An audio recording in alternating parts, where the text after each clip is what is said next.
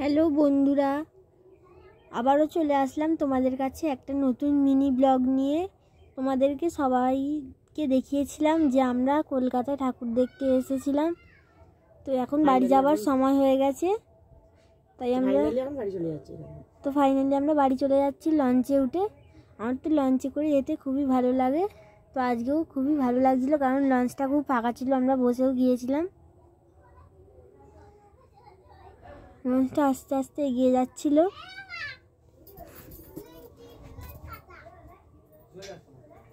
দেখো বন্ধুরা, কত ভালো লাগছে, ব্রিজের তলা দিয়ে লঞ্চটা পার হচ্ছে। তো অবশেষে আমরা লঞ্চ থেকে নেমে পড়লাম। দেখো লঞ্চটা আমাদেরকে টাটা বাই বাই করে দিয়ে চলে যাচ্ছে। তোমাদের কেমন লাগলো অবশ্যই কমেন্টে জানাবে এবং ভালো লাগলে অবশ্যই সাবস্ক্রাইব করে দেবে।